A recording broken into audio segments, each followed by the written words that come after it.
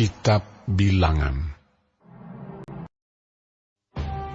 Tuhan berfirman kepada Musa, "Suruhlah beberapa orang mengintai tanah Kanaan yang akan kuberikan kepada orang Israel. Dari setiap suku nenek moyang mereka, haruslah kau suruh seorang, semuanya pemimpin-pemimpin di antara mereka." Lalu Musa menyuruh mereka dari padang gurun Paran, sesuai dengan titah Tuhan. Semua orang itu adalah kepala-kepala di antara orang Israel. Dan inilah nama-nama mereka. Dari suku Ruben, Syamua bin Zakur. Dari suku Simeon, Safat bin Hori. Dari suku Yehuda, Kaleb bin Yefune. Dari suku Isakar, Yigal bin Yusuf.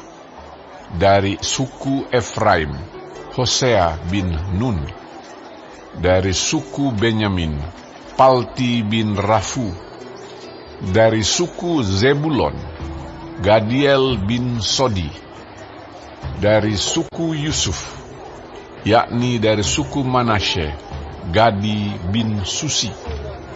Dari suku Dan, Amiel bin Gemali. Dari suku Asher, Setur bin Mikael. Dari suku Naftali, Nahbi bin Wofsi. Dari suku Gad, Guel bin Makki. Itulah nama orang-orang yang disuruh Musa untuk mengintai negeri itu, dan Musa menamai Hosea bin Nun itu Yosua. Maka Musa menyuruh mereka untuk mengintai tanah Kanaan. Katanya kepada mereka, "Pergilah dari sini ke tanah Negeb, dan naiklah ke pegunungan, dan amatilah bagaimana keadaan negeri itu. Apakah bangsa yang mendiaminya kuat atau lemah? Apakah mereka sedikit atau banyak? Dan bagaimana negeri yang didiaminya? Apakah baik atau buruk? Bagaimana kota-kota yang didiaminya? Apakah mereka diam di tempat-tempat yang terbuka atau di tempat-tempat yang berkubu?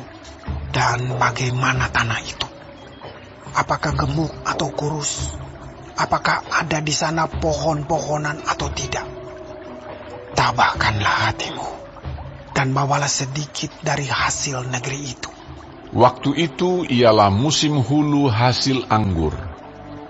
Mereka pergi ke sana, lalu mengintai negeri itu, mulai dari padang gurun Zin sampai ke Rehob, ke jalan yang menuju ke Hamat. Mereka berjalan melalui tanah Negeb, lalu sampai ke Hebron.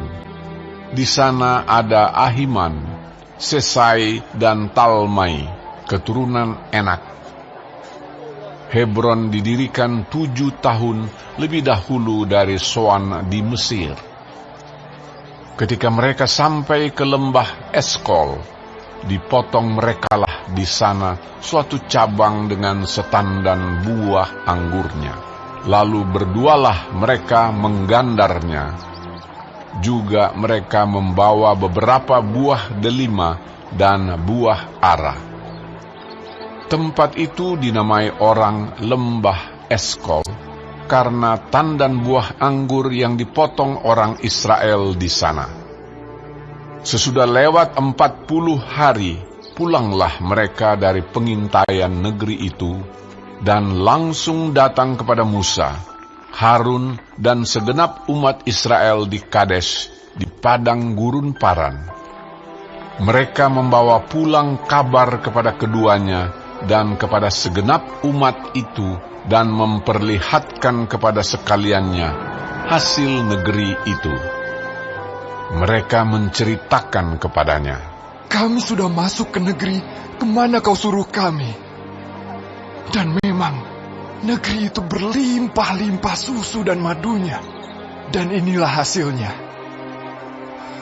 Hanya bangsa yang diam di negeri itu kuat-kuat. dan kota-kotanya berkubu dan sangat besar. Juga keturunan Enak telah kami lihat di sana.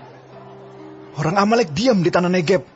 Orang Het, orang Yebus, dan orang Amori diam di pegunungan. Orang Kanaan diam di sepanjang laut dan sepanjang tepi sungai Yordan.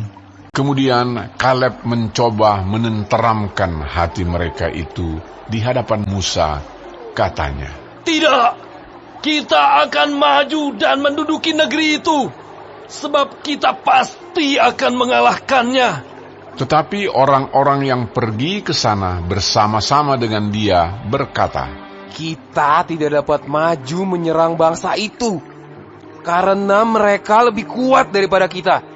juga mereka menyampaikan kepada orang Israel kabar busuk tentang negeri yang diintai mereka dengan berkata, Negeri yang telah kami lalui untuk diintai adalah suatu negeri yang memakan penduduknya. Dan semua orang yang kami lihat di sana adalah orang-orang yang tinggi-tinggi perawakannya. Juga kami lihat di sana orang-orang raksasa, orang Enak yang berasal dari orang-orang raksasa.